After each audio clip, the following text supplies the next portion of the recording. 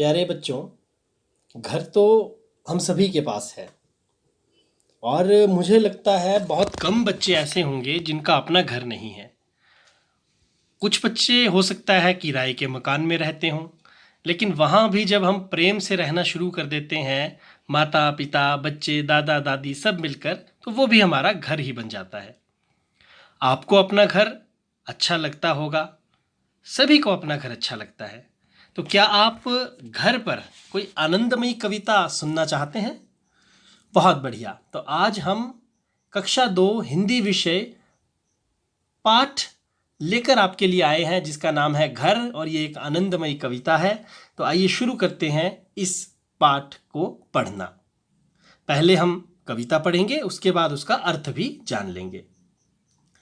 पापा क्यों अच्छा लगता है अपना प्यारा प्यारा घर, घूम घाम ले खेल खाल ले नहीं भूलता लेकिन घर, नहीं आपको लगता पापा है माँ की गोदी सा घर, प्यारी प्यारी ममता वाला सुंदर सुंदर न्यारा घर, थक कर जब वापस आते हैं कैसे बिछ बिछ जाता घर, खिला पिला आराम दिलाकर नई ताजगी देता घर। तो दिविक रमेश जी की ये बेहतरीन कविता जो अभी हमने सुनी, मुझे पूर्ण विश्वास है कि आपको बहुत पसंद आई होगी। अब हम इस कविता को थोड़ा समझ लेते हैं। तो पहले इसमें बोला गया है कि पापा हमें अपना घर अच्छा क्यों लगता है, जो हमारा प्यारा प्यारा घर है वो हमें क्यों अच्छा लगता है। हम चाहे कहीं भी घूम घाम लें, चाहे बाहर कितना भी खेल खाल लें, लेकिन अपना घर कभी नहीं भूलता। आपको नहीं लगता पापा कि ये जो घर है ये माँ की गोदी की तरह है, प्यारा प्यारा माँ की तरह, प्यारी प्यारी ममता वाला हमारा सुंदर सुंदर न्यारा घर। पापा जब हम थक कर वापस आते हैं तो कैसे ये घर हमारे स्वागत के लिए बिछ जाता है, इंतज़ार कर रहा होता है कि कब मेरे मालिक आएंगे और हम मुझे खोलेंगे। खिला पिलाकर आराम दिलाकर नई ताजगी भी हमें यह घर देता है, क्योंकि घर में ही हमारी रसोई होती है, घर में ही हम खाते हैं, और खाने के बाद जब आराम करते हैं तो फिर से एक नई ताजगी हमारे घर में हमें आ जाती है और हम फिर से बाहर घूमने और खेलने के लिए जाने लायक हो जाते हैं। अब कुछ प्रश्नों पर बातचीत कर लेते हैं बच्चों।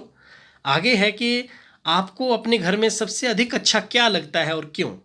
तो आपको जो भी अच्छा लगता है वो आप बता सकते हैं। जैसे अगर आपको अपने घर में टीवी देखना अच्छा लगता है तो आप बता सकते हैं, और क्यों अच्छा लगता है वो भी। खाना खाना अच्छा लगता है तो वो भी, सोना लगता है तो वो भी, जो भी आपको अच्छा लगता है। आपको कब कब घर की याद आती है? जब भी हम घर से दूर जाते हैं तभी हमें घर की सबसे ज़्यादा याद आती है। और घर को माँ की गोदी सा क्यों कहा गया है?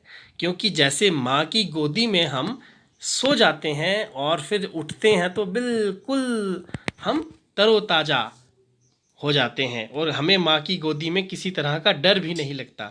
उसी तरह हमें अपने घर में भी कोई भय नहीं होता, कोई डर नहीं होता, और वहाँ भी हम आराम से सोकर अपनी थकान मिटा सकते हैं। कोई ऐसी घटना सुनाइए बच्चों जब पूरे परिवार ने साथ मिलकर घर का कोई काम किया हो।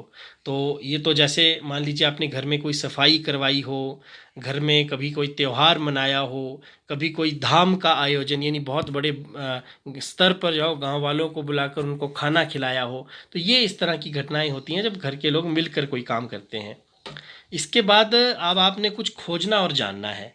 अब घर कविता में परिवार के किसी सदस्य को आपने ये कविता घर में सुनानी है और अन्य कविता या कहानी सुनने के लिए उन्हें कहना है। अपने परिवार के लोगों से आप बात करेंगे और पता करेंगे और लिखेंगे। क्या लिखेंगे कि आपकी माँ की बहन को आप क्या कहते हैं। भाई माँ की जो बहन है उसे हम मासी जी कहते हैं, और हमारी माँ के भैया को यानी माँ के भाई को हम कहते हैं मामा जी, और हमारे पिताजी की बहन को बुआ जी कहा जाता है, और पिताजी के भाई को कहा जाता है, अगर छोटे हों तो चाचा जी, बड़े हों तो ताऊ जी। तो इस तरह से हमारा ये पाठ समाप्त हो गया।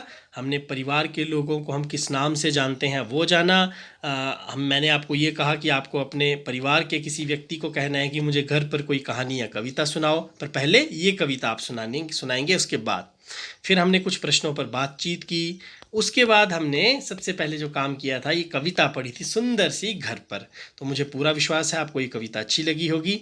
आपके साथ फिर मुलाकात होगी किसी अगले पाठ में, अगली वीडियो में। तब तक के लिए नमस्कार, धन्यवाद, जय हिंद।